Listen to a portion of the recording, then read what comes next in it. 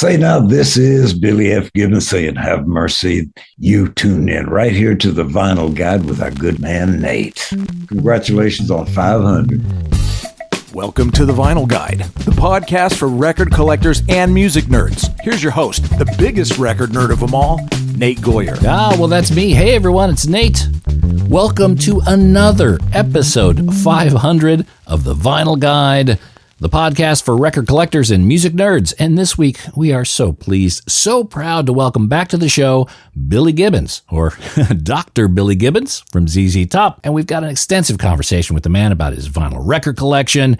We talk deep about his vintage guitar collection and many moments of music history. Now, to be clear, Billy needs no introduction. He's as smooth and as cool as they come.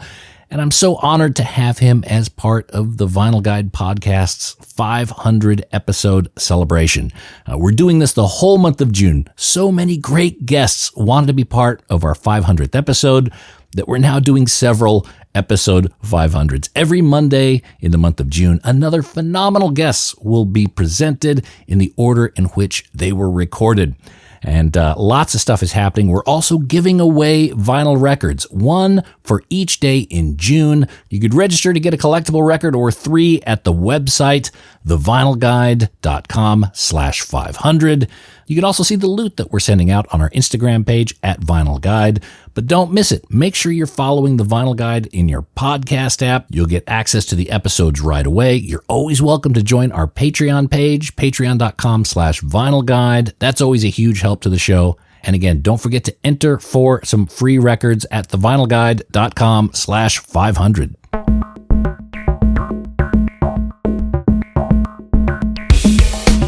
Well, enough with the jibber jabber. Let's all look towards Texas and speak to our good friend, Mr. Billy Gibbons. Hey. Yo, Mr. Billy. Oh, there he is. Oh, excellent. Okay. All right. Got my uniform on. Let's rock and roll. Now, Billy, thank you for joining us. Now, I understand you've got an honorary doctorate from the Musicians Institute in Hollywood. So technically you're Dr. Billy Gibbons. Is that right? Well, we go by Doctor, Reverend, and other things, but I think BFG will do fine for now.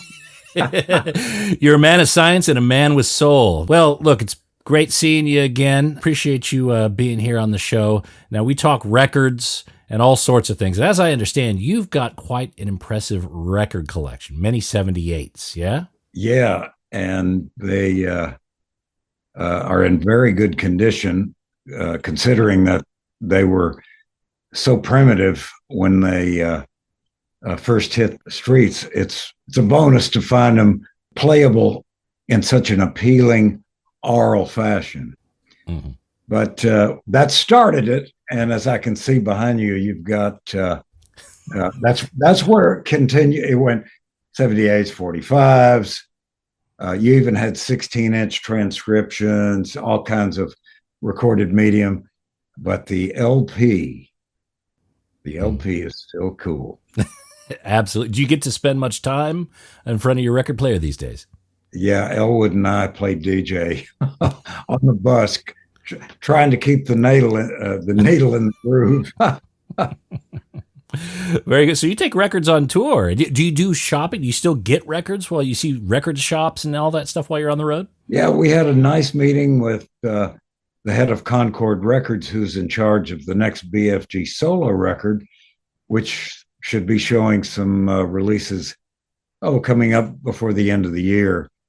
And I was asking, I said, well, what do we think of the record business? And when we say the record business, I'm talking about these cool tactile discs that you can hold, you can read, bigger than a postage stamp. Yeah, but there's about 1,200 bona fide record stores that we know of, possibly more. There's a few hidden out there somewhere, but we try and make the scene. All right. Do you have any favorite record shops in the world? Well, Waterloo down in Austin, we're down there so often. But right down the street from the house in Los Angeles, even I've got a little hideaway in Las Vegas. It's in the shadows of that big dome thing called the Sphere, and it's so bright. You don't even need a flashlight. In the middle of the night, I can find my way to a record store, a little secret spot right down an alleyway. But I think that what we want to share is that no matter where you are, you can still track it down. 100%. And we love being in record shops. And I always find that when I find the local record shop, those are my people. And they're generally in a neighborhood that has more of my people. Great coffee shops, great burrito places. That's the community that I like to habitate myself. Yeah, and 9 times out of Grimey's here in town of Nashville. Mm-hmm. They're another one of those great vinyl stopovers. I like the ones that you stumble across on the sidewalk. There's no sign until your shoulder against the window, and you happen to look over, and there they are. In your record collection, do you have a prized item? Something that when you think of your record collection, that's something you're very proud as part of it? Well, I've got a similar setup where the genres are stacked together. I was able to collect a bunch of imports from England when the reissue of the great American art form we call the blues was on its way out until the British resurrected and made the rescue. Those guys, the British are famous for taking whatever subject it is and diving down to the genetics. And it was really cool to see the discovery of this great American art form coming back in forms of vinyl that they were discovering things that had long been forgotten, or a lot of stuff that had never been released previous to that. Yeah, they caught the wind of Jimi Hendrix before America did, and that's his first record was in the UK. Yes, we had it. You had it. How did you get it? We had a girlfriend in Texas that, oh my gosh, she was absolutely stunning. She had a nickname of Stick. She was about 6'2", skinny as a rail, a neck long as a giraffe. She was the girlfriend of a guitar player that was part of the management firm that the moving Sidewalks were part of. And I remember it was always fun to go to we used to drive to the beach, Galveston, the beach at Galveston had a nice little surf spot right there off 61st Street, and we'd all go down there, and we'd take that LSD, and I'd look at this girl, and I said, "Whoa, you look like a giraffe." Purple clouds, I remember coming up. She said, "Well, we need to go. I need to be home. My mom's going to be worried." And we drove back and walked in the door, and her mom was there and said, You're late. You kids are on that LSD again." I said, "Well, yeah, but yeah, she's beautiful. You need to send her to New York to be a fashion model," which she did. And she walked into Eileen Ford's agency, and just sleeveless t-shirt, cut off blue jeans, flip flops. You're hired. And she was immediately assigned to a Revlon contract centered in London.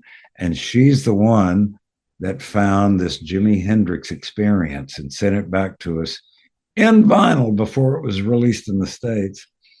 And the moving Sidewalks got familiar with the material, learned how to play Foxy Lady and Purple Haze. And next thing you know, we're invited to join the Jimi Hendrix Experience tour. And we didn't know how to, the producer wanted us to play 40 minutes. Well, we knew 30 minutes unless we played Foxy Lady and Purple Haze. Someone said, "Wait a minute, you're going to play that before Jimi Hendrix comes on?" And I'll never forget the first night out. We wound up with Purple Haze, the closing number. And as we walked, I saw this guy, arms folded, grabbed me by the shoulder, spun me around. He goes, "I need to get to know you. You got a lot of nerve. I like that." And that's how we became friends. That was Jimi. Well, I'd rather play. A good thing he played it before Jimi and not after. Would have been a very different result, I'm sure.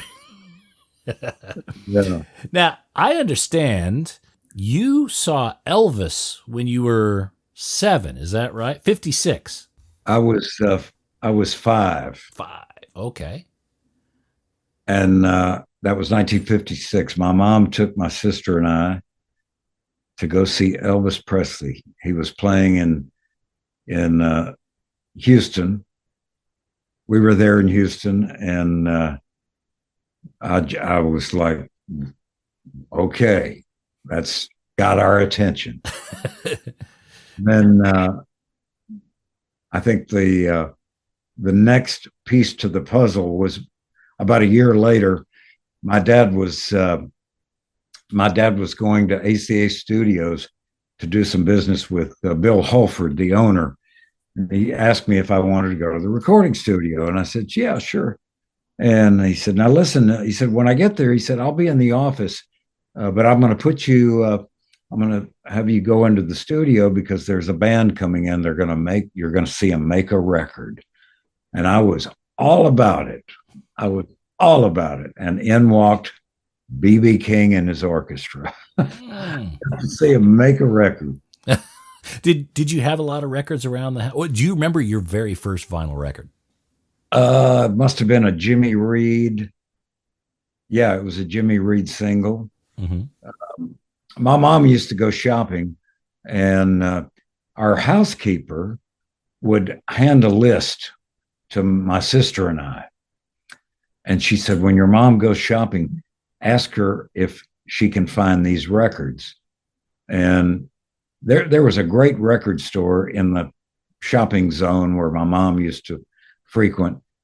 And she'd take this list in, not knowing what it was. It was all R&B and blues with a few Sun records thrown in. Mm. Yeah. Wow. Started off with stellar taste there. Oh, it was the best. Yeah. Did you ever bring a record home that made your parents' eyebrow raise? Well, my sister and I shared a little tabletop record player, and it was not really loud enough to reach the other end of the house. So we got, and what was really funny, the housekeeper, there was Big Stella, Little Stella, Minnie, and Dorothy. And depending on what day it was, they all would congregate. I had the room at the far end of the house, and we'd crank up the little record player, and we just had a blast listening to all of that stuff. Mm-hmm. Okay. The labels. We got to know the labels. We got to read the fine print. Who was the writer? Who was the artist? What's the matrix number scratched in the skip band? Oh, you were a nerd from the early days. Oh, crazy about it. So all your parents were very open to the sort of music you were bringing into the house. Oh, yeah. Yeah. My dad, being in the entertainment business, was a gifted pianist. Someone said, "Oh, yeah, you grew up in a musical household. We know about your dad. He was, when you guys lived in California, he was music director at one of the music directors at MGM Pictures, and then later in Las Vegas. And how about your mom?" And I said, "Oh, my mom was the best. She was probably the most gifted. She knew how to play the radio." Very good. So you're bringing in this music. It's probably new to your folks, but they had the patience and they had the appreciation for it as well. I imagine your dad, being a pianist, he liked what Otis Spann was doing. You know, he enjoyed so much the scope and the breadth was such a wide range of inspirational input. Mm-hmm. And he started back in the 20s. He had 5 brothers. They have five brothers and a sister. They came from England, 1908, during that great immigration period, and their dad was a glove maker, and they landed in upstate New York in Gloversville, where they made gloves. Mm-hmm. And I asked my dad, I said, well, how'd you get from that to the entertainment game? And he said, well, it's quite simple. We went to have lunch with our dad at the glove factory, and we decided we need to do something quick because we ain't doing that. So they all took up an instrument, and they got really good. They had a little 5-piece combo called the Jazzy Five. They're doing ragtime stuff. But then they got good, and they expanded into a kind of a legit orchestra, and they started playing all the hangouts there, Lake George, Saratoga Springs, but one of the glove makers was this Polish immigrant who was named Samuel Goldfish. And he came to my dad and he said, Freddie, we're going to California. We're starting a new business. He said, I'm changing my name to Samuel Goldwyn. Got a little business there called MGM Pictures. So off they went, and it was just, as you point out, Otis Spann was part of this great background of what inspired my dad. Wow, that's truly the American dream he lived. So when you saw Elvis, the seeds of being a musician, I imagine, were probably already planted even before then. Was there ever a time where you weren't going into music? No. I think that seeing Elvis live lit the fuse. And, of course, seeing B.B. King make a record, that kind of sealed the deal. I saw that guitar. Elvis was strumming away, and then B.B. was, hitting the solo licks loud and clear. I just, okay, that's for me. What did the Beatles do for you when they came on the scene? Did you watch Ed Sullivan? Were you impacted by that moment as well? Well, we heard I Want to Hold Your Hand over the car radio. And, they were singing in an unusual harmony. They were singing in fifths, which hadn't been heard often. But they were playing more than three chords. As I mentioned, the first record being Jimmy Reed, that was it. I thought, the 12-bar blues was it. Ray Charles, What Did I Say? But here was something that had really inspiring, interesting changes. We didn't know who it was. And then later we found out, of course, and then boom, big changes coming. Now, as I understand, the very first time you were on vinyl record was the Moving Sidewalks. Was that the single, the 99 floor? Was that the first time ever? Yeah, 99th floor. Yeah. Okay. Yeah. And do you remember that recording session? What was that like, making that first record? Yeah, we went to Doyle Jones. We were down in Houston, and the Moving Sidewalks had actually gathered in Houston, and Doyle Jones ran a pretty tight outfit across town.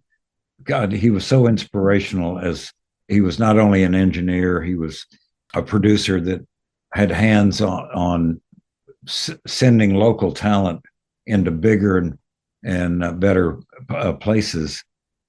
And then Walt Andrus had another studio across town, which was, but between Gold Star, that was Bill Quinn had Gold Star Sound Services right off of Telephone Road. Lightning Hopkins, a lot of blues came out of Gold Star. Mm-hmm. Bill Holford's place, ACA, across town, that was on the corner of West Gray and Montrose, where was, B.B. King, Little Richard came down. Little Richard came from Georgia, But he was first signed to Peacock Records, which was a label based in Memphis, which was later acquired by an entrepreneur, a black entrepreneur in Houston, who he bought Peacock, which was a gospel label, later became Duke, which was part of the Duke Peacock. And Little Richard came and started making gospel records with a secular backing band that was the Grady Gaines Orchestra. Mm-hmm. You can see him in those early rock and roll movies. It was Little Richard on piano with the Grady Gaines Orchestra backing him up. They were from Houston, and that was a lot of those sides were cut at ACA. A lot of them was over at Gold Star. There was another, Huey Moe had his place down, the Crazy Cajun label, Teardrop Records. He had all kinds of stuff going on. So Houston was a really interesting hotbed of recording from Texas. That was the Houston School. South of Houston was the San Antonio School. That was T&T, Tanner and Texas record label. And then when you go east, the Houston School, you go east up to Beaumont, Port Arthur, Lake Charles, right at the Louisiana border. And then just beyond that, you came into the New Orleans School. That started at about Baton Rouge. And then you get into New Orleans, and that was Cosmo Matassa. He ran the big studio there in New Orleans. Okay. And it changed. Right there. The Houston School, that was T.K. Hewlin.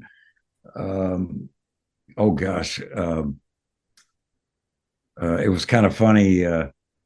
Roy Head, he had Trader Wright. That was on the Backbeat label.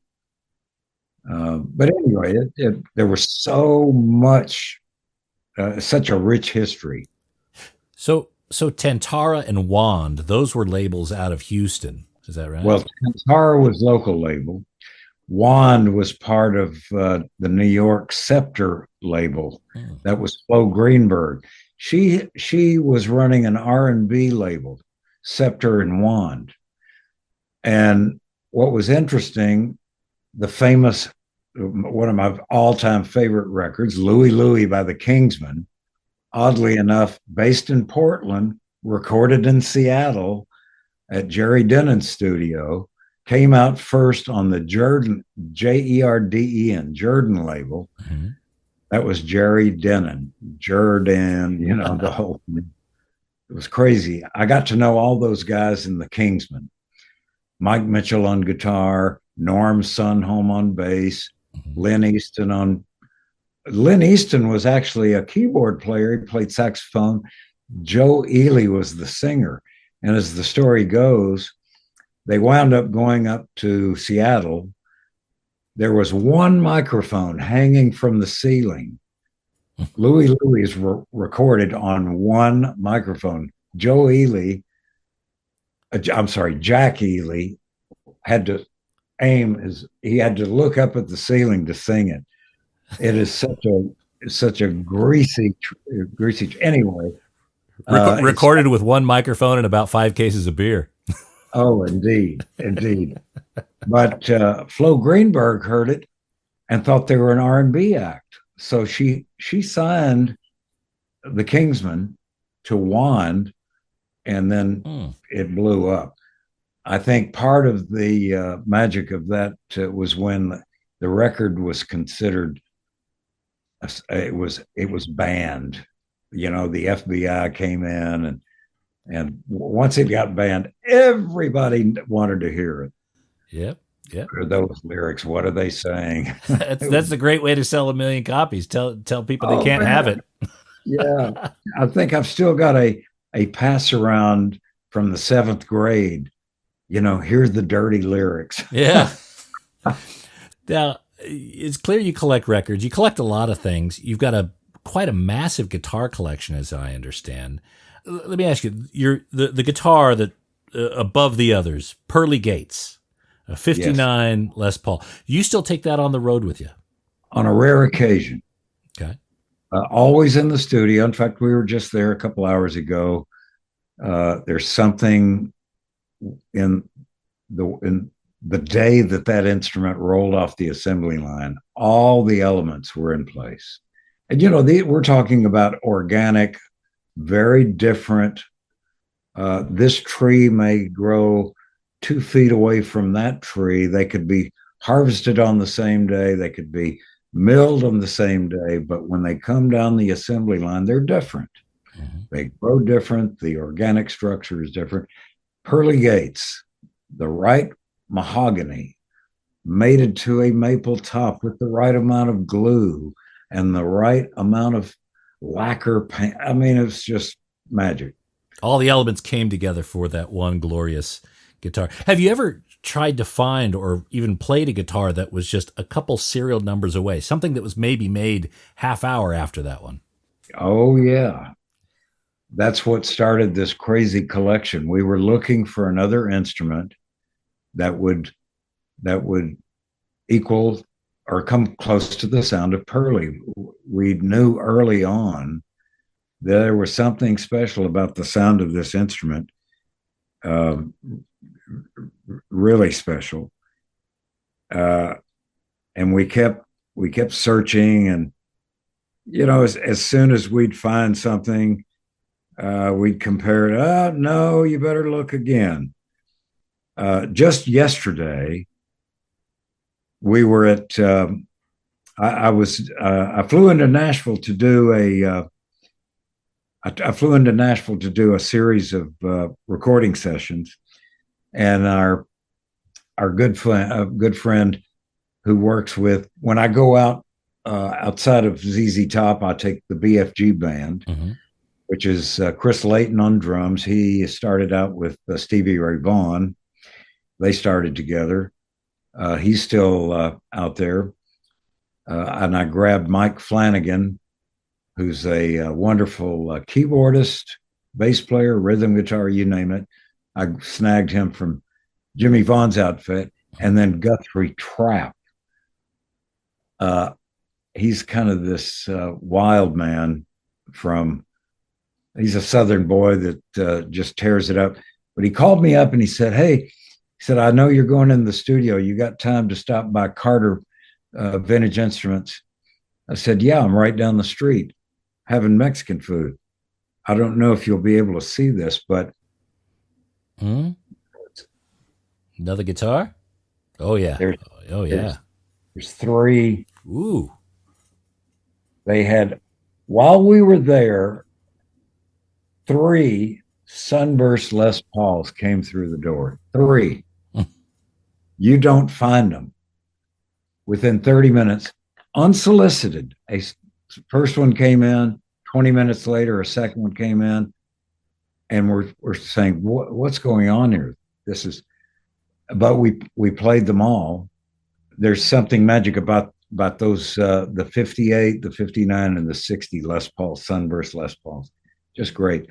Now, jumping ahead, our good friend in Valencia, Spain, our dear friend Nacho Baños. Nacho is famous for having recreated reproductions of early Fender Blackguards, Esquires, and Telecasters. He's now decided to extend his talents into reproducing copies of the mid-50s Sunburst Les Paul. And he's doing a fine job. I've actually just recently came from Spain, where I was able to play the first example coming off out of his secret lab.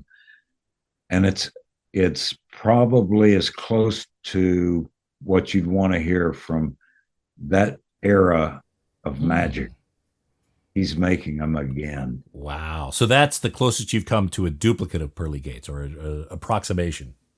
Yeah, I would say it's probably, and they're they're reasonably priced at around US dollars. I'd say you could probably pick one up I think he's going to let him go out the door for, I don't, maybe 6,000, 7,000. Oh, okay.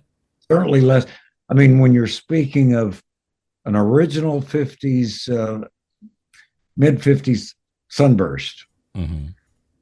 they're bringing six figures. Oh, yeah. I saw one sell for $475,000. And that still ain't pearly gates. Well, you bought pearly gates for $250, right? Yeah, 250. All right. Well, you let me know when you want to double your money, Billy. Okay, man. Yeah, here we go. I also understand you recently were playing the Albert King Flying V. Yes. Tell me a little bit about that. Is another amazing guitar. I fell in love with Albert's playing when we lived, we were residing in Memphis from about 73. We took a trip out of Texas to mix the tracks that later became the release known as Tres Hombres. And it rendered our first top 10. LaGrange hit the charts. So there it was. We decided to find a second home. Memphis became our second home. We moved to Memphis. And oddly enough, we became friends with another Memphian just across the river. West Memphis, Arkansas, was where Albert King came from. And he was playing just up the street. You could see him on any given night. And he still had an original 58 Flying V. And I decided to present him with a birthday present. There was a very talented guitar maker, Mr. Tom Holmes. I said, Tom, could you make a special, let's call it a special gift, a birthday presentation, Flying V for Albert King. I got to have his name in pearl in the neck.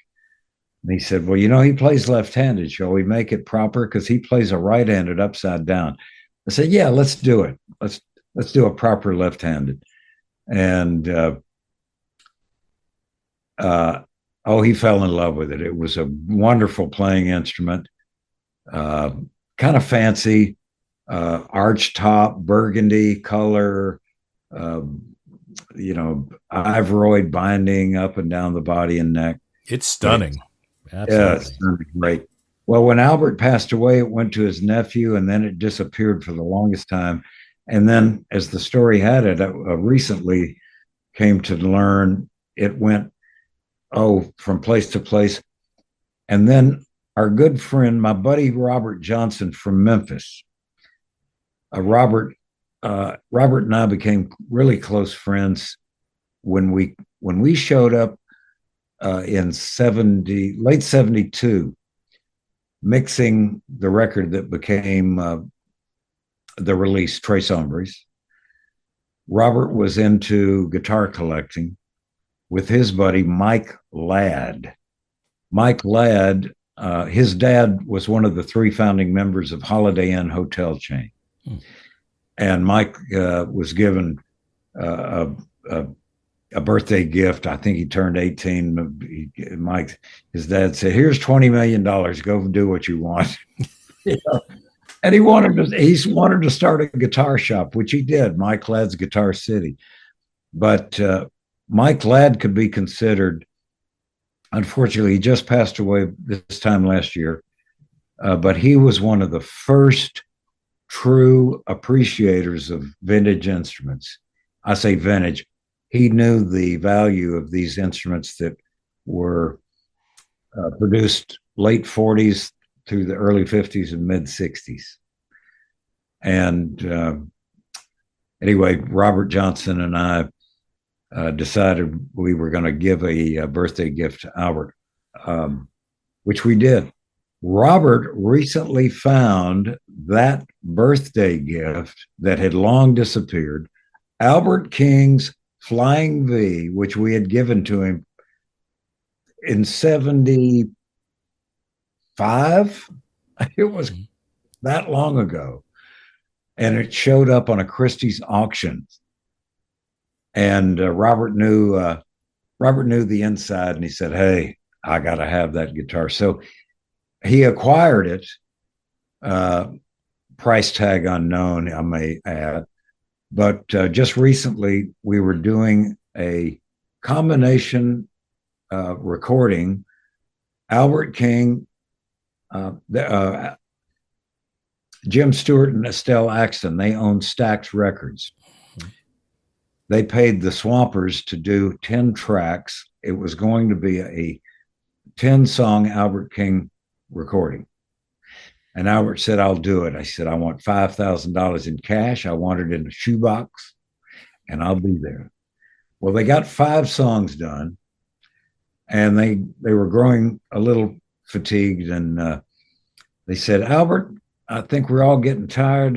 He said, "Why don't we come back in the morning? We'll start over again tomorrow and finish it up." Albert said, "Well, yeah, where's my 5,000?" And they said, "Oh, we'll bring it tomorrow. We got it. We'll bring." He said, "No, I need it now." He said, "Well, we're going to have to wait until tomorrow to get it." And that wasn't good enough. Albert folded his tent, got on the bus, and went on tour. Never finished the record. 5 tracks done, 5 tracks later to be released. Well, go back in 72, same story. They had 5 tracks. Stax Records had 5 tracks on Albert, and that was it. They also had 5 tracks on Little Milton. That was it. They combined them, and they released the combination called Chronicles, and it became a runaway bestseller. Side 1 was Albert. The other side was Little Milton. So Robert Johnson bought that 10-track reel of tape. Albert was 5 tracks. He called me up. He said, "We're going to do Chronicles 2. Albert on one side, you got to finish out the other 5." So we played it on Albert's Flying V. So it's the Swampers behind you on Albert's. Yeah. It's just you channeling through that Flying V. Yeah. It was automatic. It was absolutely stunning. Oh, fantastic. Any idea when we're going to hear that? Well, it's due for release soon. I'll have to call Robert and get the exact. I know that they had taken it into editing, and final mixing was completed, so it's ready. 2025 sounds good. They want to. They're doing a, I believe, Concord record label, which I'm due to release the BFG next solo here in 2025. They acquired the Stax Vault catalog with everything except this one reel, which is what they want. And I think that if memory serves me correctly, I think Robert had done some negotiating to see that it was a proper Stax release. We'll see. That's the crown jewel in the crown. That sounds fantastic. I'm anxious to see it in vinyl. Yes.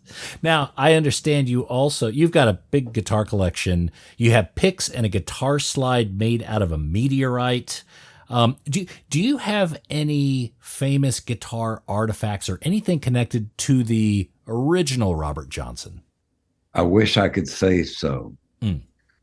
The guitar that he's pictured with, for the longest time, initially there was a suspicion that there was not a known photograph of Robert Johnson. Well, my buddy Robert Johnson from Memphis, no relation, of course, Robert called me up and he said, "We're going down to Clarksdale. I have been introduced to Robert Johnson's sister." And I said, "You're kidding." He said, "No, we're going to go."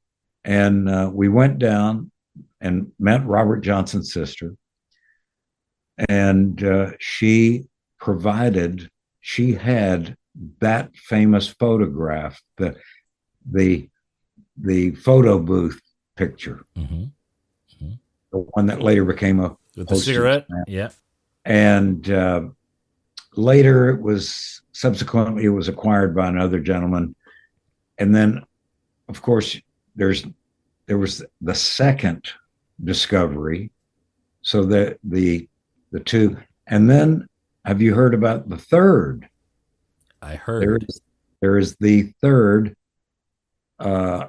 suspected photograph of Robert Johnson. That was unveiled from our good friend up in New York. Actually, he was working at a famous vintage guitar store in Manhattan. But that opens up another story. So in fact, I was just down in Clarksdale last week. They're celebrating Muddy Waters Month at the Delta Blues Museum. Mm-hmm. And we had a celebration.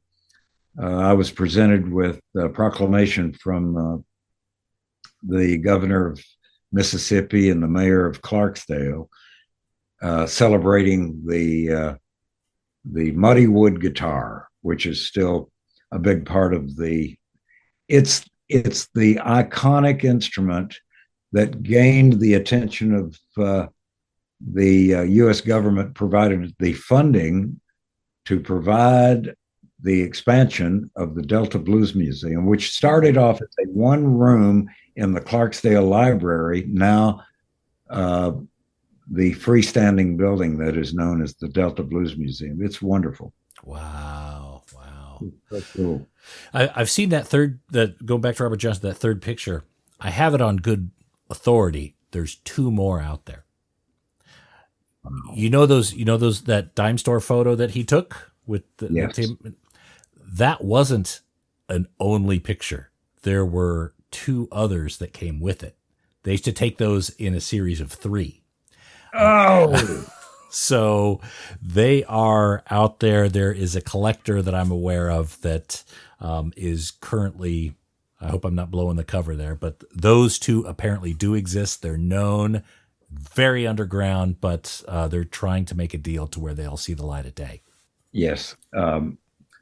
Now, as we were talking about any artifacts from Robert Johnson, I met there was a musicologist based in Houston named Mac McCormick, and I became friends with Mac. Mac had gone down and did probably some of the deepest research surrounding the mystery and the mystique that circled Robert Johnson and how he became this mythical figure even today. But he was sworn to secrecy until the day he passed away, and his notes and findings are soon to be revealed. It's rather fascinating. It deepens. Maybe those pictures will marry up, and the story will deepen. Well, I wasn't going to reveal the name, but that is a very familiar name in this whole story of the additional pictures. Very, very instrumental. So the guitar that Robert is seen holding, it was a parlor-sized Gibson, maybe a Kalamazoo. They're not sure. The rumor has it that it's still in the possession in Memphis from some long lost relation down the line who became an attorney, a black gentleman who I think still either resides in the Memphis area or perhaps conducts business there. I'm not sure, but that's another kind of mystical part of it. Wow. If they could actually verify that that's it, that would be stunning. Yes. Holy moly. Well, I also understand you have a you got a guitar from Bo Diddley that had a secret message in it. Is that? Yeah. Well, the secret, anything Bo Diddley is a secret message. I think that he invented it. And it's how the planet got cracked open with one chord. It was just the feel. Well, we're fortunate in that there's a lot of film footage where you can see the actual performance unfolding right before your very eyes. That's the secret message right there. Oh, okay. What I heard you got a guitar. It was from Bo Diddley, and there was a small handwritten note on the inside of that guitar that you found many years later. It said, "Yes, play it loud, son." Yeah. I was talking with Fred Gretsch Jr., who he and his wife Dinah reside in Savannah, Georgia. They are the ones that they acquired they inherited the Gretsch in its entirety. They licensed it to the Fender Corporation, but Fred Gretsch still he owns the name. And I was talking to him. I said, Fred, let's talk about Bo Diddley and those custom guitars from 1955. The Rectangle, the first cigar box, right? Crazy. I said the Gretsch, Gibson, Fender, those were considered Martin for acoustics. Those were considered the major guitar manufacturers at the time, but they were not into doing custom work. And how Bo Diddley persuaded Gretsch to create the Rectangle, and then later what he called the Jupiter Thunderbird, and then there was a third one, the Cadillac. 3 crazy designs that Bo scratched out on paper. I've even got a photograph of him at work, surrounded by Clifton James on drums and Jerome Green on maracas. They're sitting at a table with Bo Diddley with pen and paper, scratching out this guitar design. Interesting. But I think that, Bo Diddley's sound came from the early Gretsch instruments, Duo Jet. And then, the Duo Jet, and then the Jet Firebird. But I think that the Gretsch guys on the production line really admired what he had been doing with the Gretsch guitars, and they humored the production line by making these custom instruments. But there were 3 of the Rectangles, 3 of the Jupiter Thunderbird, and 2 of the Cadillac. And I picked up one of the Rectangles, had been abandoned, and it was in a guitar shop, a repair shop in Ohio. We were off the road. We had a day off, and this guy said, "Yeah, man." He said, "We got this. Bo Diddley doesn't want it." I said, "What are you talking about?" He said, "Well, one of them Rectangle guitars. He came in, he left it for repair. We fixed it up, but he never came back. He said he doesn't want it." So I was able to purchase it. And then later, one of the first paying gigs, ZZ Top was hired to back up Bo Diddley. We did this roundabout thing, Bo Diddley and Chuck Berry. And I think that he was entertained by the fact that we knew how to play his stuff with accuracy. And he said, "Yeah," he said, you want that guitar?" And later that was the second instrument, and that one went into production after Fred Gretsch licensed the Gretsch production to the Fender folks. Mike Lewis at Fender called me up and he said, we're reproducing all of the Gretsch instruments. He said, but we've seen you with a Gretsch instrument that we cannot find it in the file. I said, you're talking about the Bo Diddley one. I said, go look at the album cover. Bo Diddley is a gunslinger. You'll see it at his ankles laying in the dirt. He said, yeah, that's it. And he said, we think you've got it. And I said, yeah. And he said, we'd like to reproduce it. And I said, well, you're going to have to get the permission from Bo Diddley. And he said, okay, yeah. So I called Bo, and Bo said, yeah. He said, you know those folks? I said, yeah. And I said, well, they've got this fair trade with all of the, if you were going to get paid, it was all, everybody got paid the same. Well, they were going to give me half and Bo half. I said, no, what I get, Bo gets, and it ain't going to be split half. He said, no, man. He said, I'm taking all of it. I said, okay. He wants a shoebox with $5,000 in it. But they released it. They produced it quite nicely. It was we called it the Billy Bo. It's still in production. Yeah. Fantastic. Well, Billy, it's been an absolute honor to have you on the show. I want to be respectful of your time.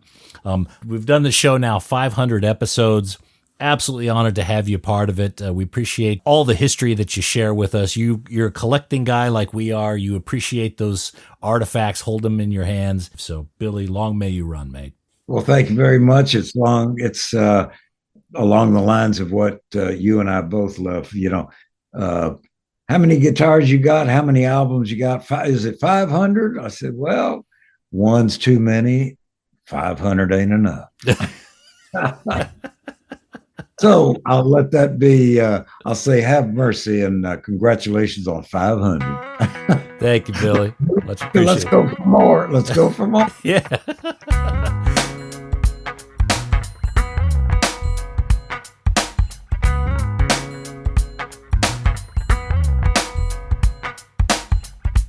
What a beautiful soul, that Billy Gibbons. Thank you so much, Billy, for joining us here on another episode 500 of the Vinyl Guide. Again, everyone, don't forget to make sure you're following this podcast in your podcast app. And again, everyone, don't forget we are giving away records the month of June. You could register for that at thevinylguide.com/500. And of course, you could follow us and see the loot that we're sending out on our Instagram page at Vinyl Guide. And again, we'll be back shortly with another episode 500 coming your way. Make sure you're following us in your podcast app, and something new and interesting will be showing up shortly. Thanks again for listening to the Vinyl Guide podcast. Cheers.